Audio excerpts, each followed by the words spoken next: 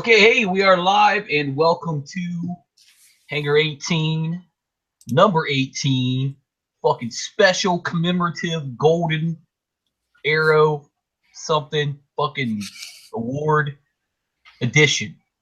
Featuring me, Thundercracker, your favorite giant stabby faced blue alien killer robot from another planet.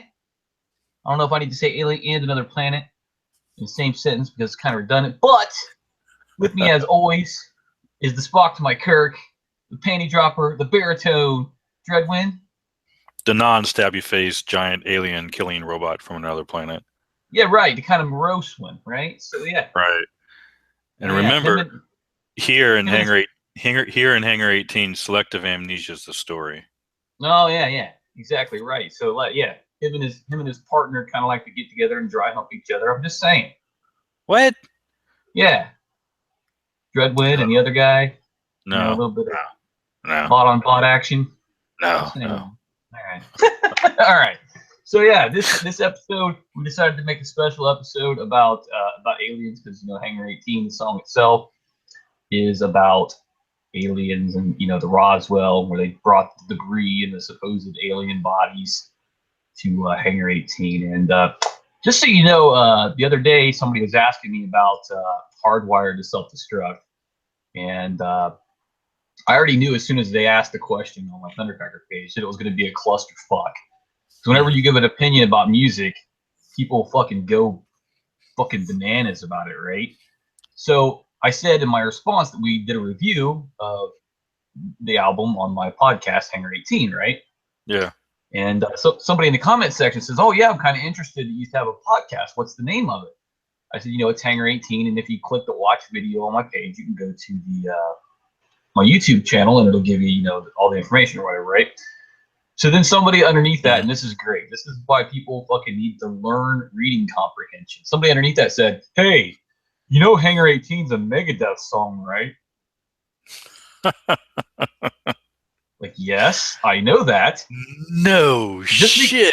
Just because the original question was about Metallica does not mean that my podcast needs to be named after Metallica. I don't know what the fuck this guy was smoking, but I wish he would fucking share because, yeah, that was fucked up. So, yes. Wow. On we go to our heavy metal news segment. And, yeah, this is where we tell you kids and everybody what is going on in the world of heavy metal. And my piece of heavy metal news is a bittersweet one, and I hope it's not the same one that you picked. No. So it is about Black Sabbath, and Black Sabbath just played their last show ever in London, England at the O2. So, yeah.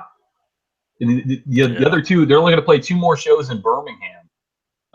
They did one yesterday, and they are. One... Go ahead. What? I was just going to say I didn't realize.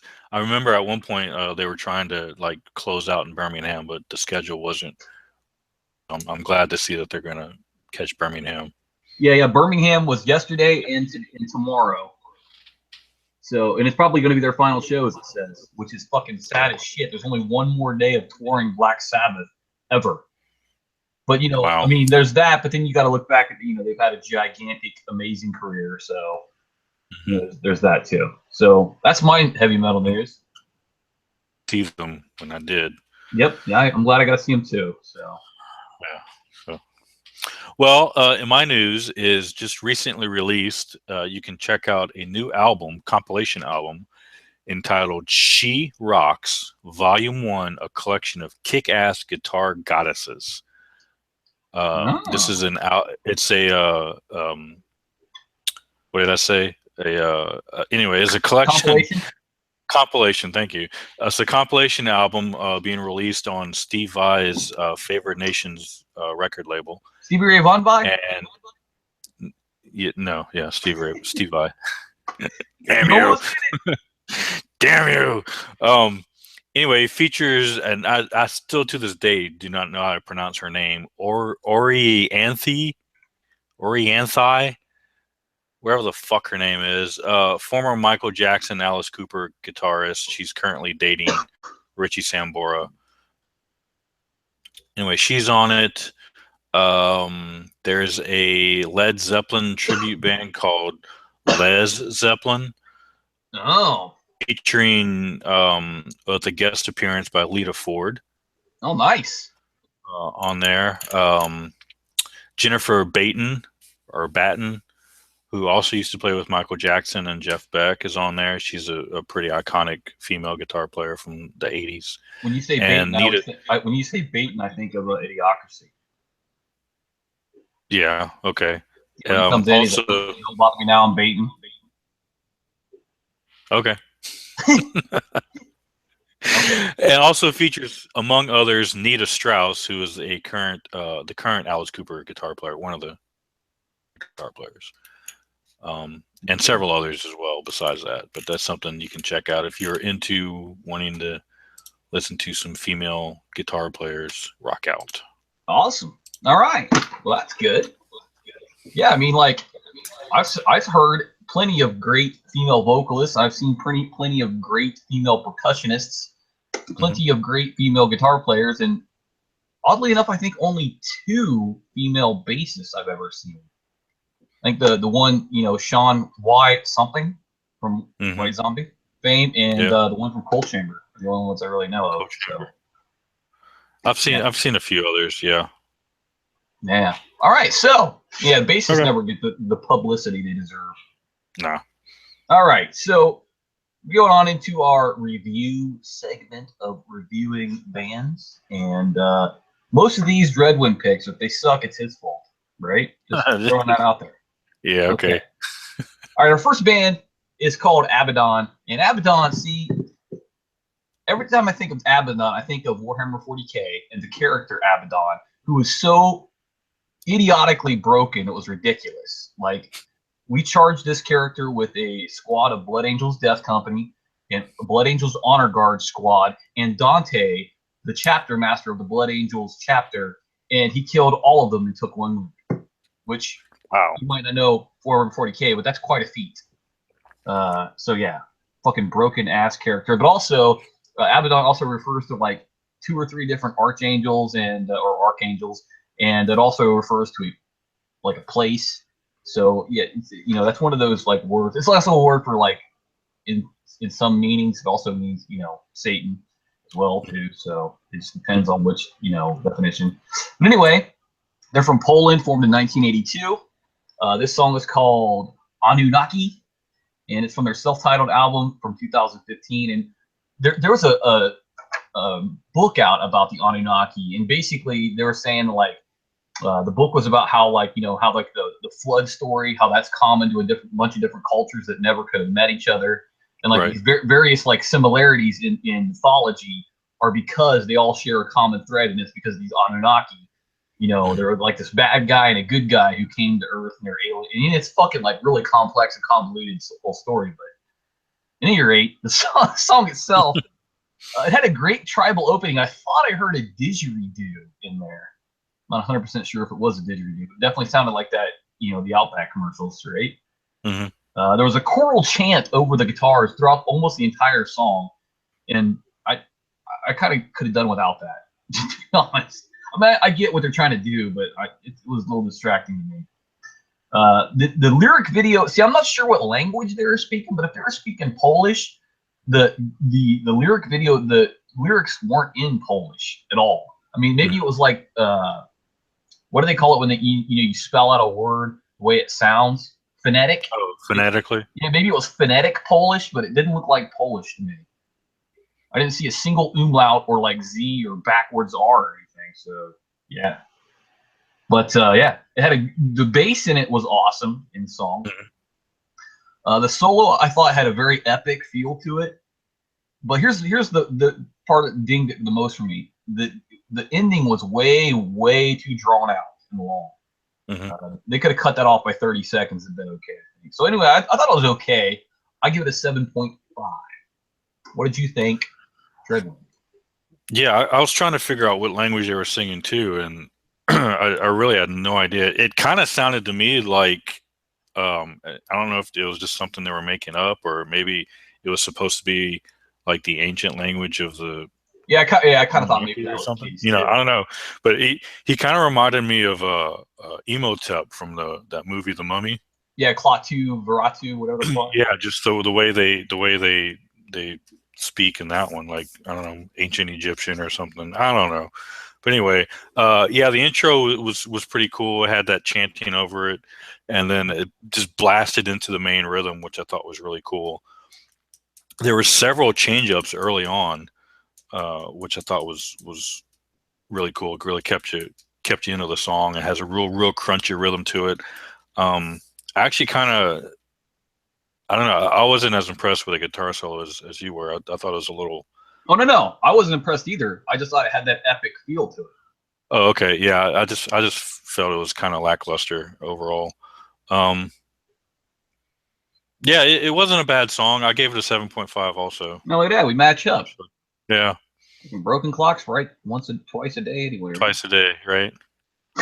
All right, so all right, We'll get you right on more than one eventually. yeah, righto. So our next band is I see what you're trying to do. You're trying to turn it around like I'm the wrong. All right. You caught that. A little. It took me a second though, because I don't know. So our next band is Hypocrisy, and they're formed in Sweden in 1990, and this is off of their album Into the Abyss from 2000, and the song is called Fire in the Sky. And I just watched that movie maybe 2-3 weeks ago actually. no, yeah, it's not a bad movie. Yeah, good movie. All right, here's the thing about this song. Go ahead.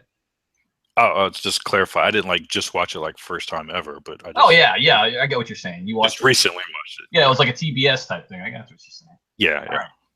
This song had a very repetitive beat, a really simple riff structure. I thought, and that might be wrong because I don't know shit about guitars, but the symphonic breakdown I thought was pretty good.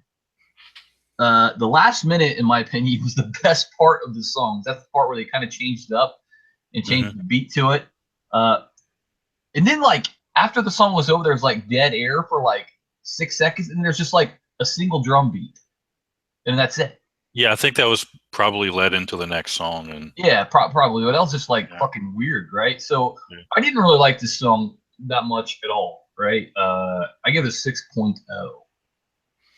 So Dreadwood, what did you think of Hypocrisy? Hypocrisy. Hypocrisy with Peter Targeten. How you pronounce his last name? This is one of their more mid-tempo songs. They have some songs that are like really slow and drawn out, and they have other songs that are last beat all the time. How's that go? One more time. You want to go bah? Second song in, we had to do it. Anyway, this was a more mid-tempo one. I kind of liked they had kind of like the dual guitar work for the intro. Yep. Parts of the rhythm. I did like that. I thought that was pretty cool. The vocals are pretty typical for Peter and Hypocrisy. My biggest knock on this song is the mix on and again, this is kind of typical for Hypocrisy, but the mix on this is the drums are so low in the mix. You really only hear the guitars, and even the vocals are kind of subdued a little bit behind the guitars, but you kind of have a wall of guitars, and then you have the vocals underneath that, and then way down underneath all of that, you can kind of hear the drums. Right, and the drums kind of sound like almost like clicks. Yeah, so that's really my biggest complaint about it. I did like the change towards the end, and he made use with like some keyboards in there a little bit. I thought it was kind of cool. It's okay. I gave this one, I guess, a 7. 7. All right. Yeah, that's all right. Okay. Moving on to Pain, Black Knight Satellite. And Pain was formed in 1996, also in Sweden. And this is also featuring Peter Targeten from Hypocrisy. Yeah, the two bands sound nothing alike though. This song. No, they don't. It's the same dude. This is off their Coming Home album in 2016, Black Knight Satellite, and definitely had, again, symphony type stuff over the guitars. Mm-hmm. Not a fan of the vocals at all. The vocals are kind of weak for me. I mean, I don't know what it was about these, but the guy just, I don't know. I don't know what it was. I didn't like it. But the fucking, I don't know who it was in the video. Maybe it was like maybe the singer or something. But he looked like Jack Sparrow from those pirate movies. That's him. That's Peter. That's Yeah. Peter. Yeah, he had like the little that's... eye makeup on underneath his eyes, and he had like like a Love Boat hat on, and then a pipe. What the fuck that was all about? That was distracting. Yeah, that was pretty weird. And then he had like there's a lot of parts where he was using an auto-tune effect on his voice. I'm never a fan of that, ever. So I didn't like this song all that much either. Again, try to win. So I give this a 6.0. Yeah, this one again it sounds nothing like Hypocrisy, but it's the same guy. And he sings, his vocals are a lot more clean on this one. And maybe it's like Garth Brooks and like Chad Guntley or whatever the fuck the other guy is supposed to be. Oh yeah, I remember what you're talking about. Yeah. From what I read, from what I understand, he wanted to do more experimental type music with I guess with keyboards and kind of more symphonic type sound and stuff, and that's how Pain got started as more of a side project. Gotcha. Chris Gaines, that's the name of the Garth Brooks guy. Yeah. It definitely had kind of an odd keyboard piano intro, kind of odd sounding at first, but then the heavy guitars kicked in. This one definitely has a much more radio friendly sound than like Hypocrisy does. Yeah. Very. By that you mean could be played on the radio at all? Yes. Yeah. Very prominent use of keyboards and kind of a big chorus sound on this one. I did think the mix on this one was a lot better than the Hypocrisy song, though. I liked it a little bit better than you did. I give it a 7.5 on this one. All right. Well, that was wrong. Let's move on to the next one. Devin Townsend Project. And as soon as I saw this, I was like, what? No way. Oh, fuck, right? Yeah. So Devin Townsend Project, the song is called Death Ray. Devin Townsend, I guess, is from Canada, 2009. I guess when the project was formed, this is called Z. The album's called Z Squared Inside Out Music from 2014. And I just want to say one thing about all these bands. Normally, when like we have bands, I can just type the band name into Google and it'll give me like where they're from and their starting date. But none of the bands Dreadwind picked, I was able to do that. I had to fucking go on the Wikipedia and like click through various pages to figure that shit out. So made you work for it this week. Yeah, I know. Fuck. So yeah, Devin Townsend Project, Death Ray. The opening reminded me of like those, like when you go to the movie theater nowadays, and like right before the movie, they have like the various companies that work on the movie. They have their little like skit. That's exactly what the opening reminded me of. Yeah. Now I'll say that is strictly on the video. It's not actually on the album. Oh, okay. So yeah. Very campy. It sounded like the main riff sounded almost like White Zombie, but toned down a little bit. Like not quite as energetic, but toned down. This song I think will be great live, but like on YouTube where I listened to it, it kind of made me want to stab my eye with a knife. And go right through to my brain too. I'm not fucking pulling punches. And the solo I thought was uninspired at best. I give this one a 5.5. Go ahead. Wow. Okay. That's completely wrong. Yeah. The first I heard of Devin Townsend was way back in the early 90s. His like first major gig was actually with Steve Vai. I was going to guess Wham, but go ahead. And yeah, I think he was maybe 20 at the time. And then from there, he went on to form Strapping Young Lad, which was a little more extreme metal band. And then he eventually did the Devin Townsend Project, which is a little more concept stuff. To put this in perspective, this is part of a concept album that's very intended to be very campy and spoofy and goofy and kind of a rock opera type thing. Rock Lobster? It's opera. Oh, okay. Opera. It's from the Ziltoid. He had another album that was a Ziltoid album that was the original concept, and he went back and kind of revisited it. So this is Z2. Yeah, Z2, Z squared. Yeah, Looked like to me. right for kind of Ziltoid Part 2 or whatever.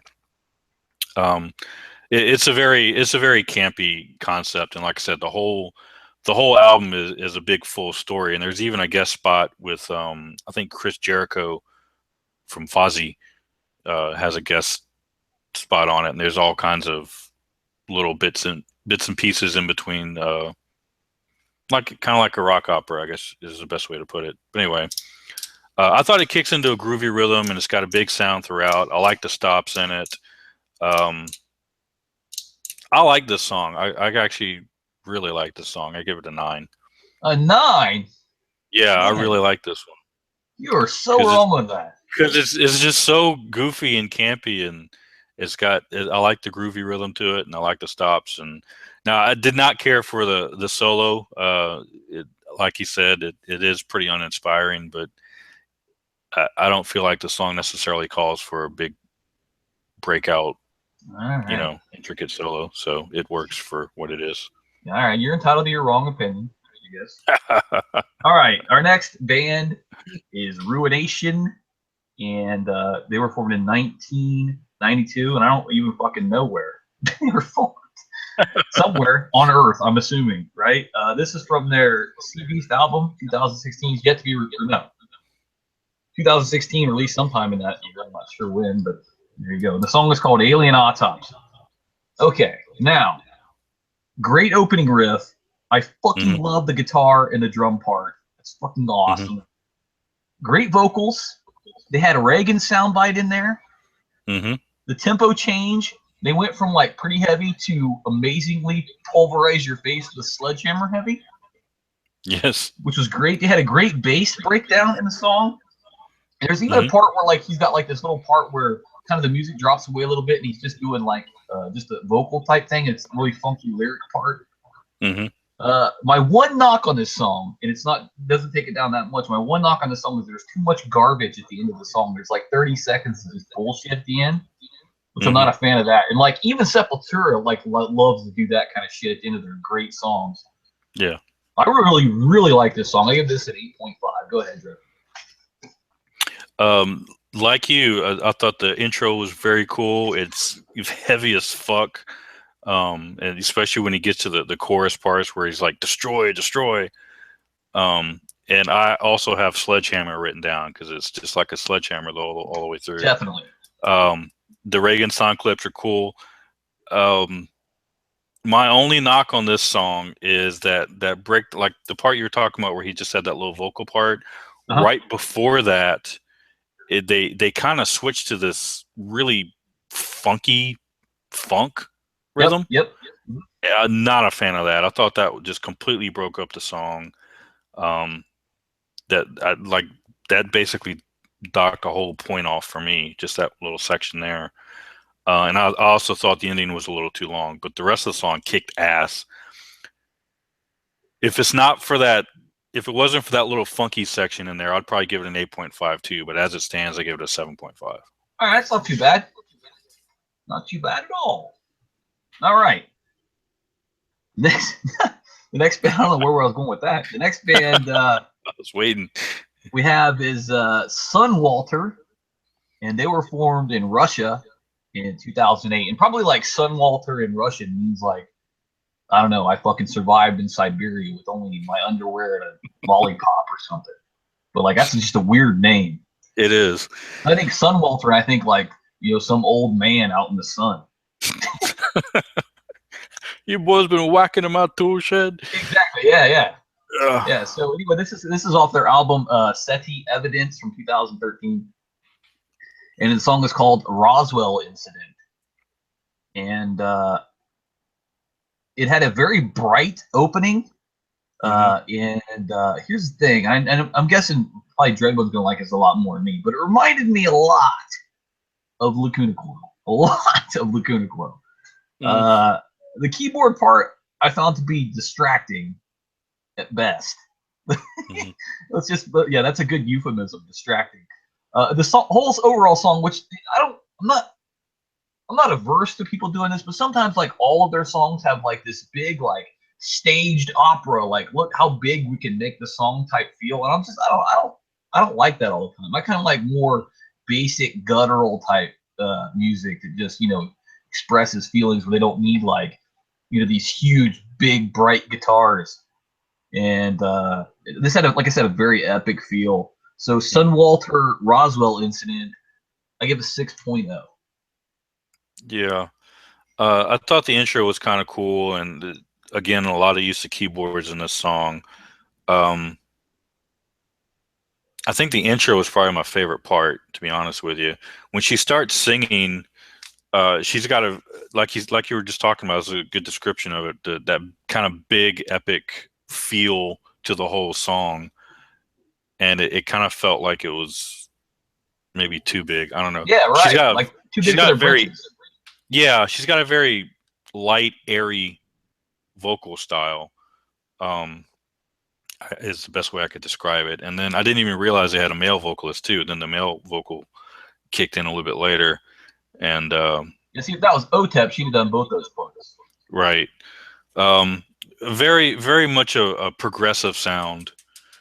Um, I overall though, it had a few cool spots here and there, but overall I just felt like the whole song was very lackluster. 6.5. All right. Yeah. All right. It didn't suck, but it didn't really blow any skirts up. You know what I mean? Yeah, I kind of know what you mean. All right. So our next band is Saxon, and formed in 1977 in South Yorkshire, and I'm guessing that's in England somewhere because it sounds English. And this is from their album. English. It does, South Yorkshire. It does, yeah. So yeah, so the album is called Power and the Glory, 1983, which almost sounds like a fucking Joel Osteen book. Power and the Glory. Wasn't there a wrestling tag team called that? I don't know. Last time I watched back in the 80s. Last time I watched wrestling, Junkyard Dog was a big thing. So yeah. Well, yeah, this was around that time. Oh, I busted my because that's the last time I watched wrestling too. Sure. Triple H tattoo. I'm just saying. The song was called. No, the last wrestler I remember watching was like Undertaker, and Hulk Hogan was still. Although I think are they still wrestling still? I have no idea. Remember that little gimp dude that would follow Undertaker around, Paul Bear? Yeah, Paul Bear. Yeah. Oh, Undertaker. All right, we're getting off topic here. Yeah. The song was called "Watching the Sky," and I don't have that very many notes for this because it's like classic late '70s rock metal, and it's pretty textbook.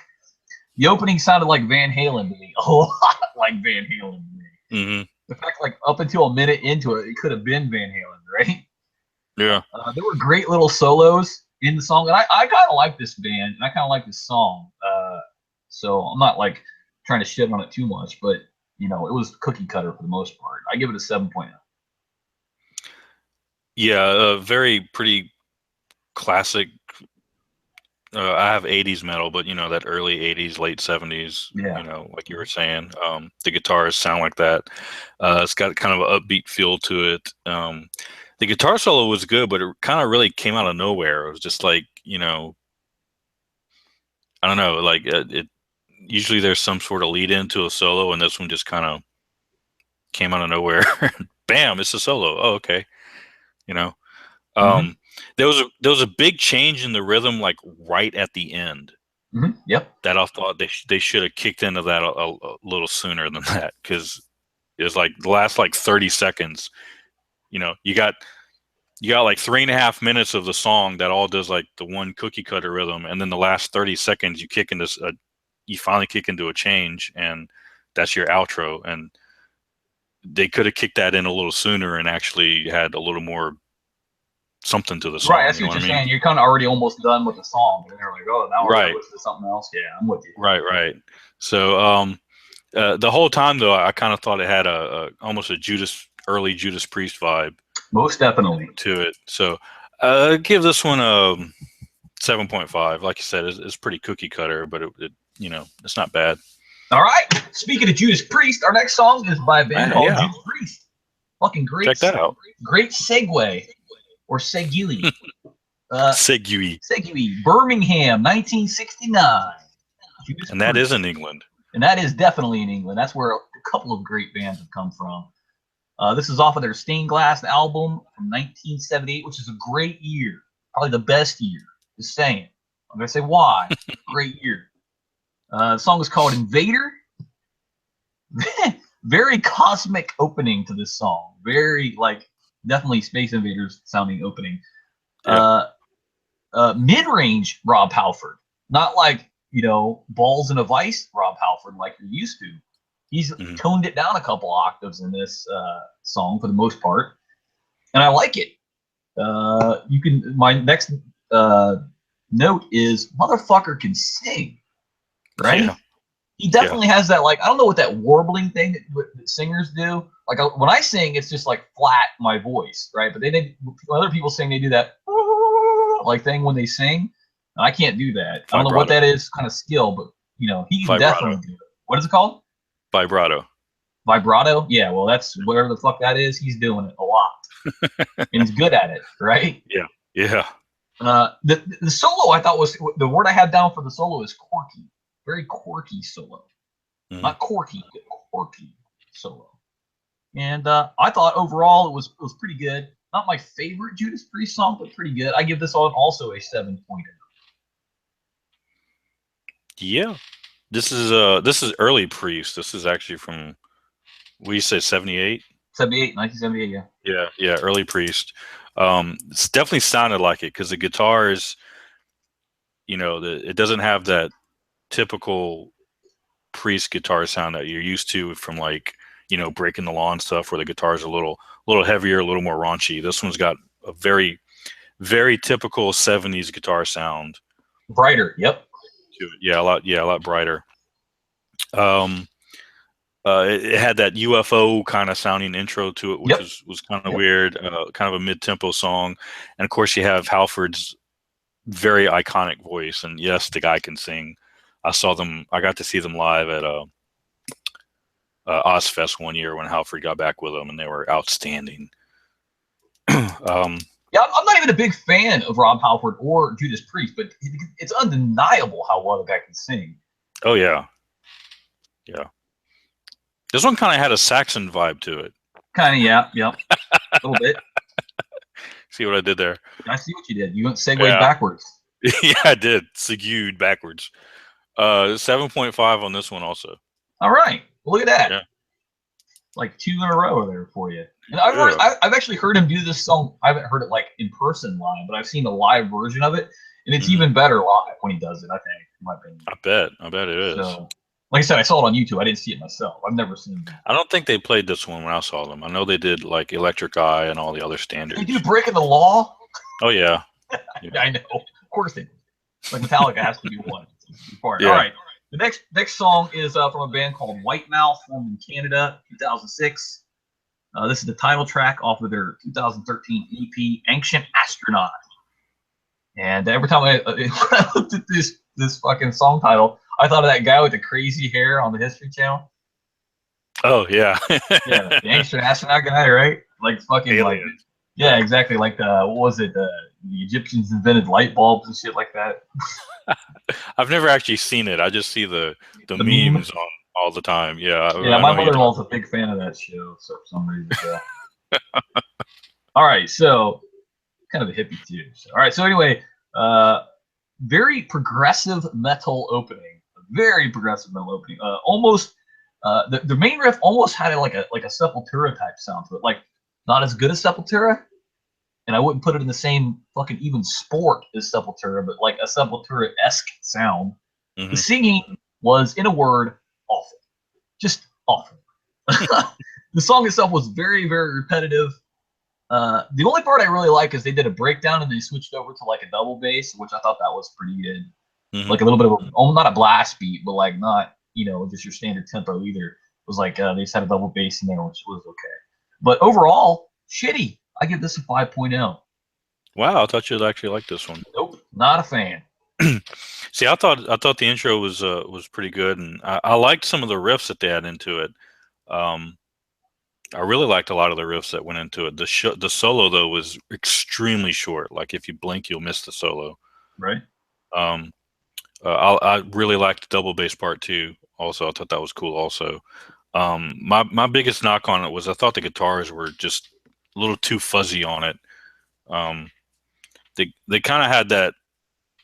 You know how some of the stoner metal bands is just nothing but fuzz. Yeah, yeah. You know, you can taste the fuzz on your mouth when you're listening Mm. to the Oh yeah. guitars. That's what this sounded That's like. one You way to know. put it.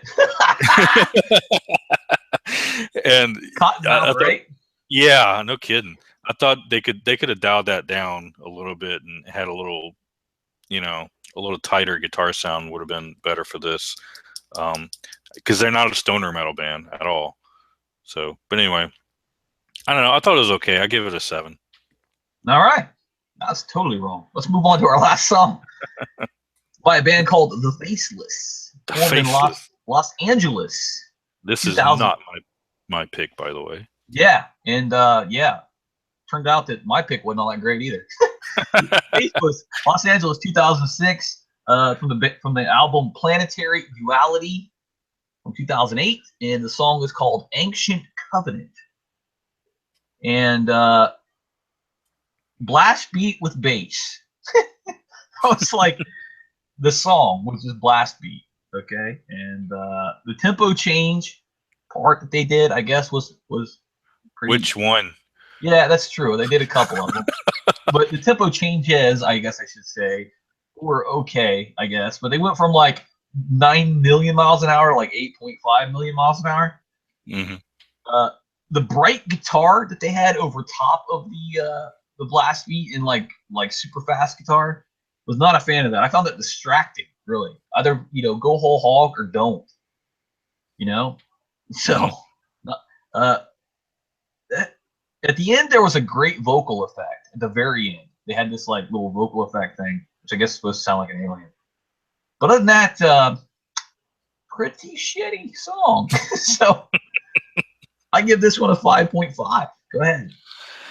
Yeah, well, first of all, I'm just going to get this out the way. I'm not a fan of the vocals on this one by any stretch of the imagination. You remember a while back we reviewed a song, and it kind of had the stops and starts like this one did, and you made a comment about you wanted to headbang to it, but like Not that good at math. not that good at math. Yeah, it was Yeah, good. I remember that. yeah. This is like calculus metal. Oh yeah, maybe even differential equations metal. Right. Yeah. You know, you need I think you need a bachelor's degree in math just to. Yeah, you gotta work a abacus awful fucking quick, right? Wow. Yeah. It's all over the place, man. Like, especially like just the first minute was all over the place. They must have had like 6 different changes just in the first minute alone, and that continued throughout the entire song. Um, it's just the whole song is stops and starts all over the place. There's nothing to headbang to. There's no hook whatsoever in the Yeah, entire yeah. song. See right there. That's the perfect description of it. No hook. Yeah. They finally, at like 3 minutes and 25 seconds, which is almost the end of the song, finally find a little bit of a rhythm that's got some sort of groove to it, and it lasts for like 20 seconds until the song ends.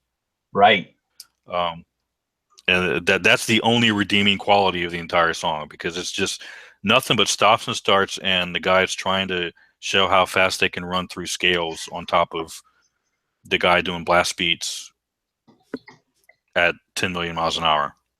I mean, that's the song. I give it a 4. Woo! Damn, that might be your lowest score ever. I think so. All right. Yeah. Well, That was horrible.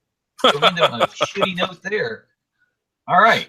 So yeah, and hey, the only reason I picked this is because I typed into Google heavy metal songs aliens. And this is one of the songs that came up.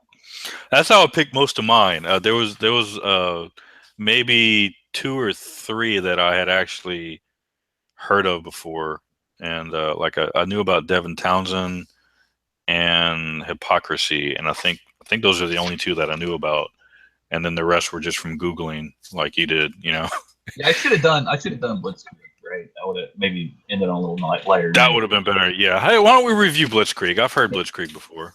Yeah. All right. Yeah, Blitzkrieg. Hey, we got time. Go for it. Blitzkrieg. It's a cover song, and I'm not exactly. Let me look up who the originators of the song. Blitzkrieg. That's the name of the band. Uh-huh. All right. Yep. So Blitzkrieg, and it's made famous by a Metallica cover. They do it sometimes live, and they've definitely done it on some of their Garage Days albums.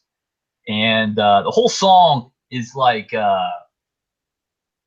I don't know, like they're talking about let us have peace, let us have light, let us escape the cruel night. And I can't really think of. And I didn't even realize that this was a song about aliens until you told me about it, because I thought it was like German warfare, Blitzkrieg stuff. But because lightning war, right? So, but anyway, yeah. But then I looked up the lyrics, and it says towards the end, it says aliens coming. Yeah, aliens coming. Can we survive the Blitzkrieg? Right. Yeah. Right. Yeah, and now that we decided to review it offhand, I really can't think of the actual music to it. That's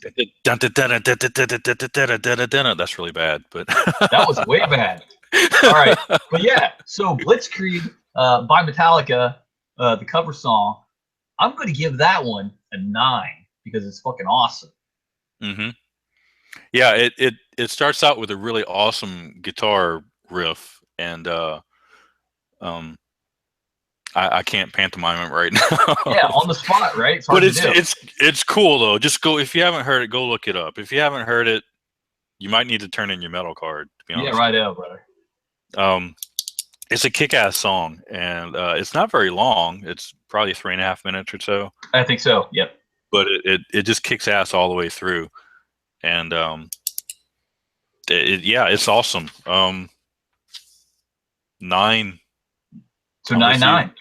Yeah. All right. Absolutely. All right. So moving on to our last segment, we're going to talk about heavy metal concert stories. And I went to Machine Head one time at the LC, which has a new name now, and I have no fucking idea what it is. It's called the Blombergant Ballroom or some shit. I don't know what the fuck it is. But I'll forever call it the LC because that's what it was every time I've been there for the last 100 years. It's not like the Kotex tampon. No, the Kotex Arena. No. Okay. It has some weird name. It's just like Columbus Crew Stadium is now called Moffray Stadium or some shit. But at any rate, went to this Machine Head show. I was supposed to go with another dude, and he bailed out on me. And I don't know, for some reason. And I went to this show. It was amazing. They do this thing called an evening with Machine Head, and there's no opening band. It's just Machine Head for 3 hours. It's fucking awesome. Right? So they play all their huge hits. They play Old and Davidian and Locust and Imperium, all their good shit. Mm-hmm. And they even debuted a song off of Killers and Kings. Not Killers and Kings, Bloodstone and Diamonds. They debuted a song off of that in this show, which was great. I got a pick from Phil Bimmel, and I got a pick from Rob Flynn. So that worked out pretty good. Yeah, it worked out awesome. And this is the way I got the picks, right? Those are hard to catch. What's that? I didn't catch shit. I was just in the very front. And at the end, I just said, "Hey, guy, can you pick up those 2 picks on the ground and give them to me?" And he's like, "Okay." The security guard gave me a couple picks that they'd thrown. Ah, cool. So we're just laying in between the little no man's land. Yeah. So, but here's the story part about it is I was like I said, I was right in the front, right directly in the front. In fact, if you go to their website and you look up that show, they always take a picture of themselves in front of the crowd. You can see me in the crowd there. I'm the only one wearing a wife beater because it got, I don't know, 115 degrees in there, and I'd learned my lesson from the past. At any rate, the story is that I was right up the front, and right in the front they had this strobe light thing pointed out towards the crowd, which I'm guessing was probably cool from 300 feet away or from 6 feet away. Let's just say that throughout that entire night, because I couldn't sleep after I went to the show, I could see every time I blinked, I could see that strobe light still going in my eyes. Yeah. So yeah, I probably got vocal damage, hearing damage, and sight damage. So a trifecta of heavy metal pain. No doubt. So yeah. If you blink really fast too, it's almost like the strobe lights going on again. Exactly right. Like I could definitely still see it. It was a blue strobe light. I just saw it for hours afterwards.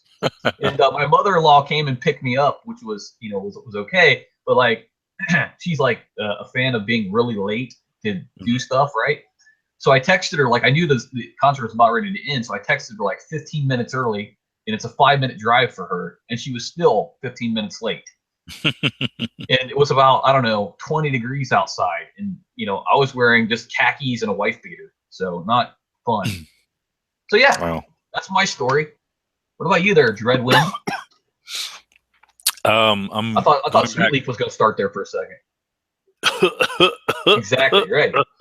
Yeah, I went to a concert with my wife, and we went to go see In This Moment. Is who we went to actually go see. They were opening for, I think, Stone Sour, which I'm not really a big fan of. But me neither. Mostly because they suck. We didn't go to see them anyway. We're going to see In This Moment. So we go to see them, and we got they had like this meet and greet package that you could buy. So we got the meet and greet so we could meet them. Ooh, nice. And we got there early, and the schedule for the meet and greet for them was before the show. So we got there early, and we got to go in. And of course, they put you in line. You get to walk up and meet them, and you take a picture with the band. So that was all cool. And they were really like, the whole band is like really short. I guess you don't realize it when you see like pictures of them, right? But then you actually get to them in person, and like even the guys in the band were all pretty short. There's only maybe one. I think one of them was about the same height as me, and then all the rest of them were a few inches shorter. So it was just kind of weird. But they were all real nice, and they were one of the few bands, or I say one of the few bands, but when you met them, they seemed genuinely happy that you were there. All right. Yep. Like thank you so much for being here. We really appreciate fans. That's always a good thing. Yeah, so that's really cool. And they were real nice. And then after we met them and took our picture, of course you're in line. So the people that were behind us in line came up, and it was another couple. And he proposed to his girlfriend. Oh, that's awesome. That was pretty neat. So of course everybody clapped for that and everything. And then we get in, and the first band plays. I don't even remember who they were. And then of course In This Moment gets on, and they put on a really good show. This was I guess a couple of years ago. It was after the Blood album came out. And Maria Brink, goes through a few different costume changes, and she puts on this big stage performance and does all kinds of really cool things. And at one point she had like these wing things. I don't even know what to describe them, but they were like wings. Yeah, well, they weren't wings though. They were like it was just fabric, but like out on like a stick that was in her hand, so she could like put them up and down, kind of like, remember like Daffy Duck with the flapping when he's got like the bat costume. Yeah, I know you know what I'm talking about. Kind of like that. That was Wile E. Coyote that did that, but yeah. Wile E. Coyote, that's right. Duck's already got wings because he's a duck. That's right. Yeah, Wile E. Coyote, but you knew what I was talking about. Anyway, she put on a cool show, but at one point, I'm trying to remember what song it was that they did this for now. Gosh, I can't remember the song, but anyway, they put up this just big white sheet in front of the stage, right? Okay. And and then behind it, of course, there's a big spotlight. So she gets in front of the light, but she's behind the sheet, so all you can see is her silhouette. Gotcha. All right. And they're playing the song, and it's a slower song. And as she's singing, she's doing this really hot, sexy dance, whatever moves to it, where you just see the silhouette. And it was really awesome, really, really hot, but maybe a little too hot, because the guy behind us was enjoying it a little too much. Oh, shit. I don't know if he wet his pants or not, but it sure fucking sounded like he did. He was just, yeah. I think he busted it right there in the. Yeah, nice. I was afraid to turn around. I don't blame you. That's crazy. But yeah, He was. It was just funny. So, but it was worth watching for sure. You didn't want to. Nobody could take their eyes off of her. Oh yeah, yeah. She's pretty hot. Yeah. Yeah. Yeah. So all right. Yeah. So I think that does it for this edition of Hangar 18, the special Alien edition. And I want to thank my co-host, as always, Dreadwind. And if any of you guys are in Columbus, Groveport, actually, tomorrow, I will be at Mott's Military Museum tomorrow, doing a bunch of Cobra shit. So if you're there, check it out. If not, Man, you just another convention, or you no, just no, I'm just gonna. It's just a museum, and I will go out and like fuck around on like a bunch of like Cobras and Hueys and like tanks and shit. Oh, okay. Yeah, More pictures and stuff. Yeah, yeah. The next convention is Anime Trade Winds in Indianapolis. I think that's later this month. Wow. So yeah, I'm thinking about going to Dragon Con because that's like the big one, but you know, it's down there in fucking ding ding ding ding ding ding ding land. So I don't know. It is huge and it gets bigger every year. That's what she said. But okay. I've been to that one several times. I used to live in Georgia for a little while. Yeah, that's too much of a drive for me. So yeah, I'll be doing that. And as always, fucking stay metal. Dreadwind? That's right. Stay metal. Catch y'all later. All right, we're out.